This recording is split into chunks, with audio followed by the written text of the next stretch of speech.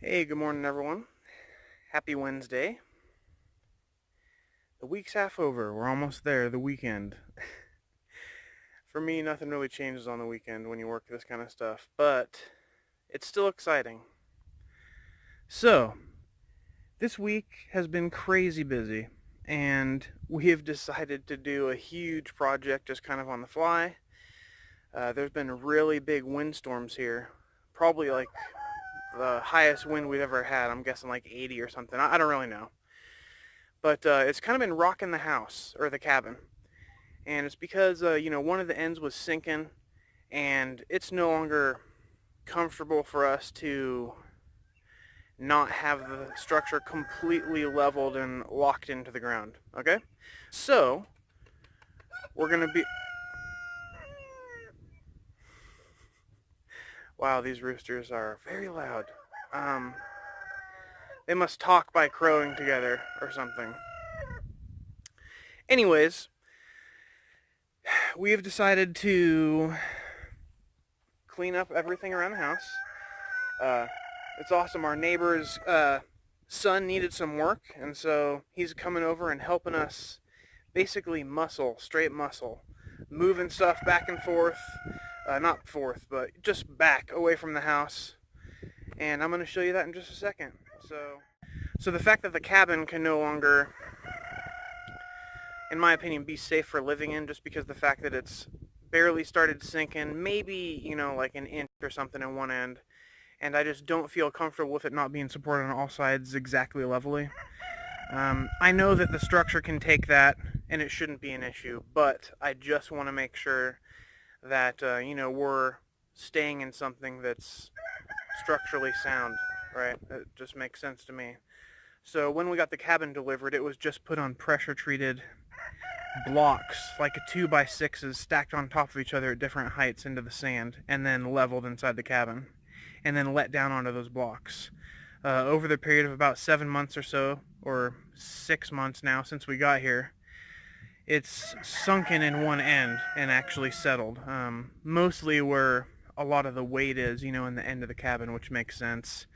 Also, it's very fluffy sand where we had kind of paved a little drive area, and it wasn't compacted at all. Huge issue, but we didn't really plan this to be permanent anyways. Just like a cabin sitting on 2x6 pressure-treated pieces isn't a good foundation, but we didn't necessarily expect it to be this soon, right? So we're now doing the foundation. So we decided like 2 different things and switched up in the middle of the project. Bianca dug a 32-foot trench with the backhoe 3 feet down to pour footings.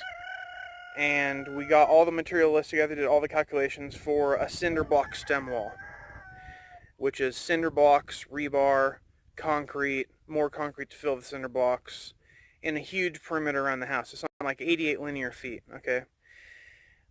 It ended like almost 500 cinder blocks for it, 50 bags of 80-pound concrete, 90 feet of number 4 rebar, which is half-inch diameter, and all the time and work and mortar to seal the joints, all the time, work, and effort to finish the project. So when we calculated it out, ridiculous price, okay? Excuse me. Not as ridiculous as the price we've been quoted from local companies, which is around like 12 grand was one, 8 grand was another. It's insane, it's a lot of work, but the way they were going to do it was just going to come, snap their fingers, have it done in a few days. Of course, wait for curing time. We just don't have that kind of money, okay? So we're going to have to do it ourselves.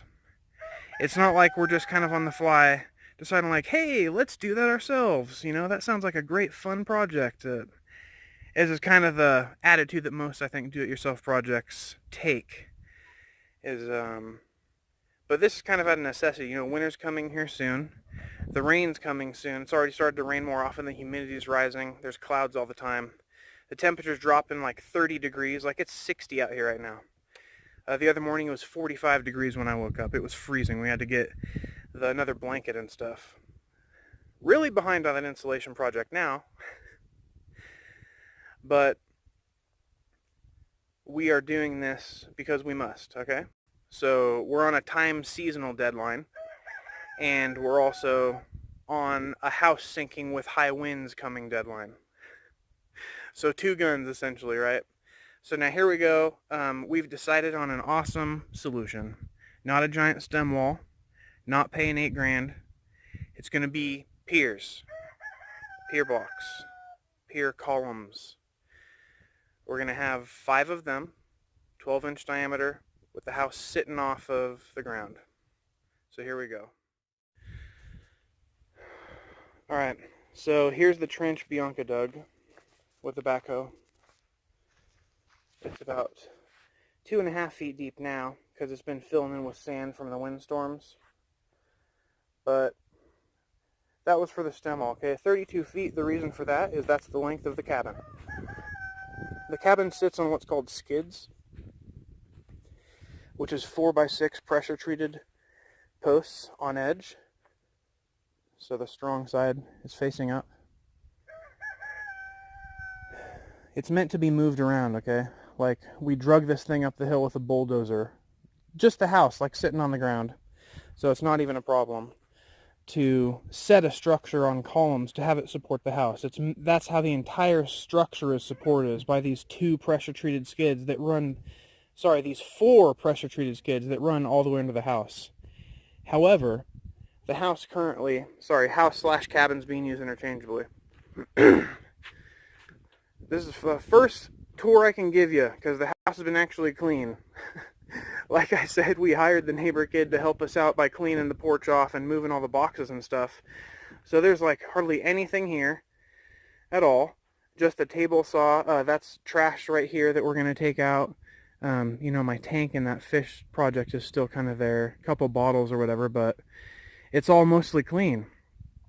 And here's the concrete we got right here for the project of pouring the column tubes. But anyways, back to what I was saying about the pressure-treated skids, is that's how the entire structure is supported. And if you look down here, it's just a huge, not down there, but under there. Let's see if I can even see anything. That's a skid, okay? The entire structure sits on 4 of those. So,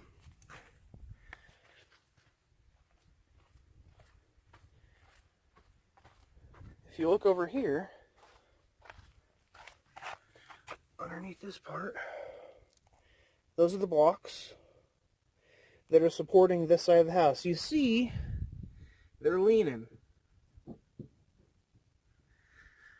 It's not the best situation. So then back here, sorry, this is a mini / tour / also telling you what we've been up to. This is going to be like a pinball subject. Hope you can follow. We had a huge thing of trash here. It's mostly cleaned up and gone. There are a few scraggling things, but I mean, we use a tractor to push the whole pile and load it, so that's why there's still some stuff there. Now, I wanted to show you real quick what we moved. Look at that. Look at that pile of stuff right there. That was all scattered around, and now it's perfectly stacked in a chaotic pile. Love it. Bulldozer over here from the neighbor helped us clear a pad. Helped us scrape out where we're going to now put the house again. House/cabin. Right here. That's it. It's completely clean now. It feels so good to have this huge pile of stuff right here. All in one location. It was bugging me a lot. Okay, so this is the back corner of the house. Cabin. And no, those cinder blocks aren't doing anything. I just put them there just in case it tried to tip a little bit or something. And it was just worrying me, so I just stuck them under there. They're not even touching, really. Here's the issue we started this. Or here's the issue that caused us to even consider getting a foundation. The bottom of those pressure-treated posts are getting dug under by water, runoff or something, or the chickens or whatever. And it's sinking this way, and I just do not like look how those blocks are leaning. It's not really good at all. Not structurally sound. So, that's what we're fixing. And we've already talked to the company who made these, and they said that when you put these up on piers or posts or blocks, the structure only needs to be supported on the perimeter, or the four corners, okay? So, what we're making is going to be very strong comparatively.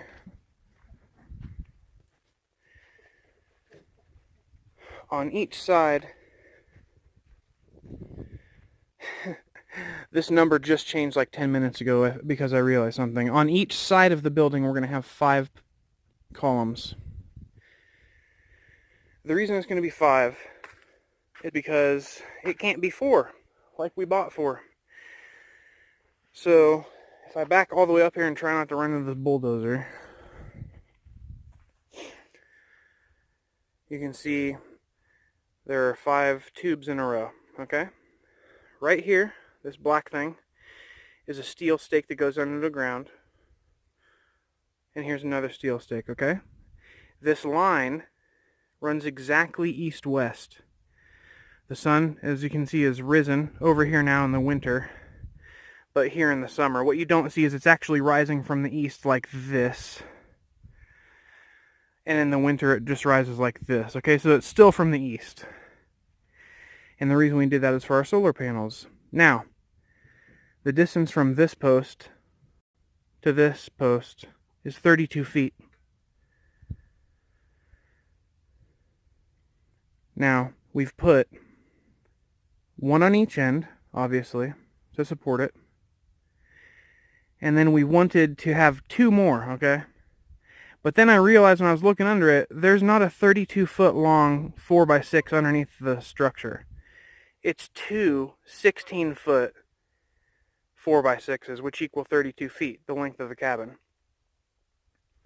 Because of that, and this is the lame part, this doesn't really work out very well in a perfectly straight line. Because if you take the distance from the 2 skids, like if I were to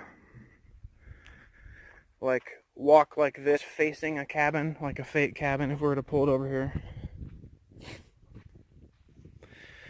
Okay, so like imagine that these are up here, okay? So if the distance between this skid and this skid at the front of the cabin is 10 feet, the distance between the rear skid and the other rear skid at the cabin was like 9'6" or something like that. Good morning. Oh, really? Oh, you want to attack me? What are you doing, huh? What are you doing? So anyways,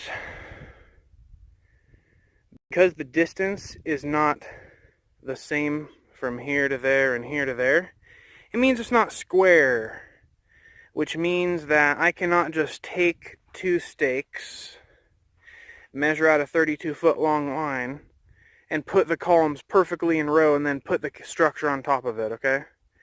Why? Well, because I'm going to put in some brackets at the top of these that hold the skid.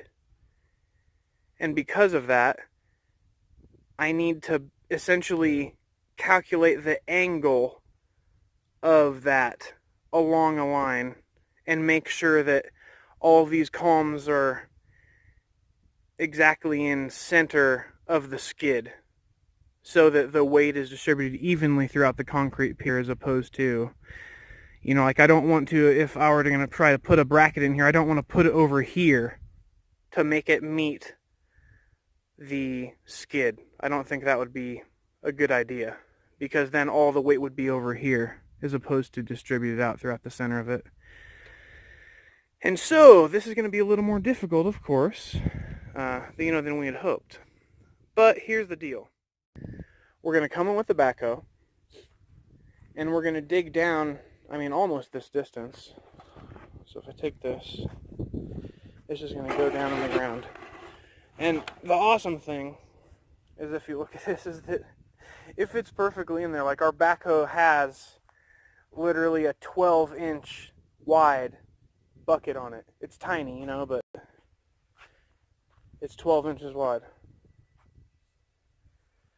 So that really worked out for us, that we can just dig down, not a giant trench like this. It's just going to be, you know, like to here or whatever we can get in there agilely and scoop it out, you know. And then we're going to drop the tube in there. It's going to be deeper than this, because this, if you see, it actually protrudes about halfway out of there, 2 cats high. And so what we need to do is dig down another foot, so this only sticks out like 12 inches from the top.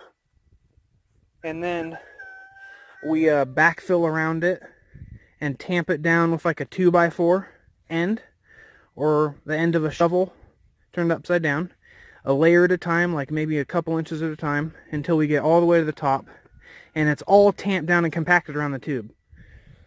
Then we go into the tube and pour,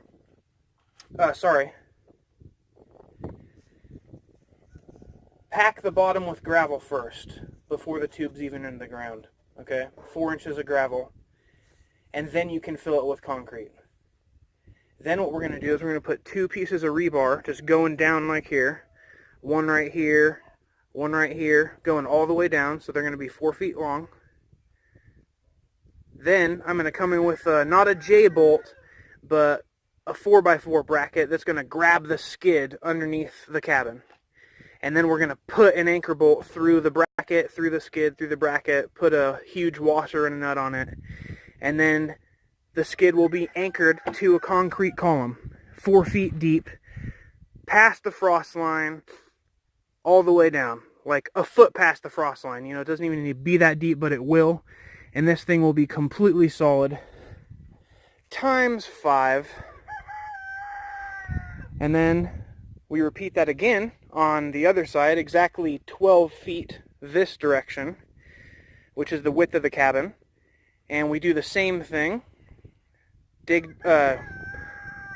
Basically we have to square it first, meaning that we have to figure out exactly what angle is square right here with this line that we're going to make here.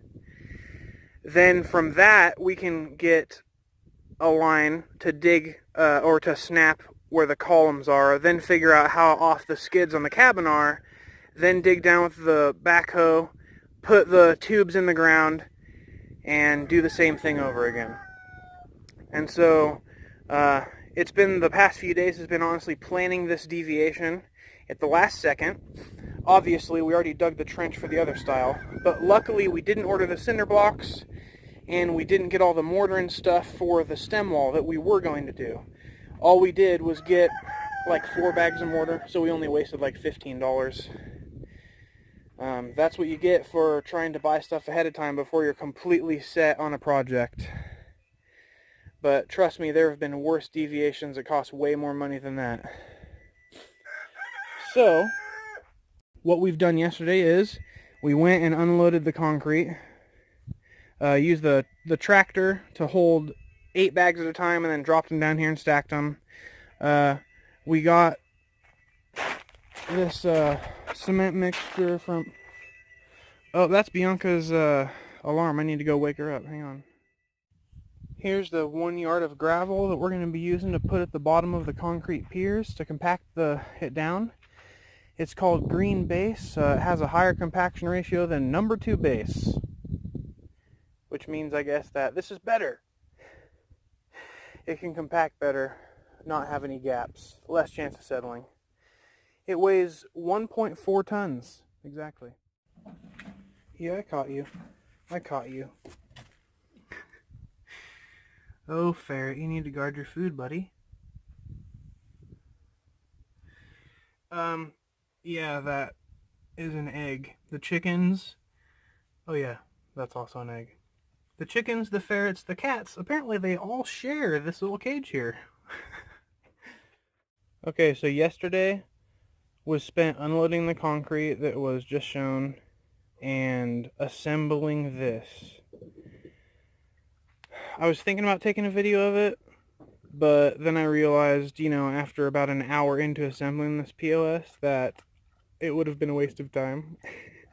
You could have laughed for an hour, I suppose, but yeah, when they send just about 60 bolts in one giant plastic bag, and none of them are labeled, and they're all different types and sizes, and it's ridiculous. So, it seriously took ages. Luckily, Larry, who is running the bulldozer, my neighbor, he just finally threw the instructions to the side and was like, man, you need to stop following these, and just basically told me, grab this part, grab that part, put it here, put it there, grab this part. And he assembled it like he already knew the manual or something. So, old timers, man, they impress the crap out of me sometimes with their knowledge of things. Alright, so yeah. Now today, I'm hoping we get to use this. I am worried though that getting the measurements from all the beams and getting that all square and dug exactly in line is going to be a challenge for us. But luckily we got Bianca, who's going to knock out the digging on the backhoe with her skills, and so it shouldn't be too bad as long as our measurements are correct in the first place. But yeah, I'll be taking a video of that later when we actually get the concrete and stuff poured. I wasn't sure if a view of this pile far away would do it justice to how much stuff has been moved this week, but here's a full L table and chair bench set to give you an idea. That tiny green box was actually a cooler that I could sit on. That's a generator. All these black totes are 27-gallon totes.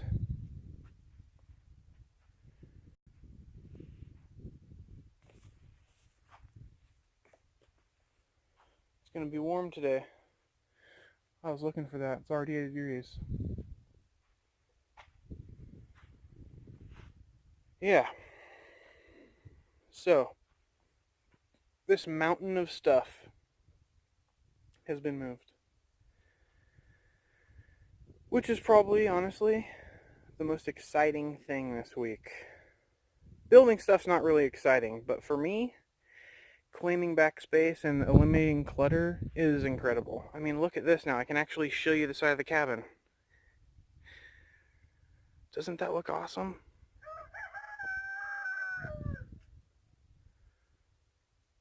I can't wait to get the rest of it cleaned and get this looking like a real property should be, instead of just a cluttered mess swept by a tornado. Alright. Okay, so that was a trash pile that has been improved. Again, here's the bulldozer that Larry, the neighbor, is using to clear us pretty much everything. He just made and cut a huge road that will go all the way this way and around, okay? So, that but mirrored. And then connect to the other side of the house so you don't have to do 20-point turns in between sagebrush mounds to get out of the property, which I think is an awesome idea.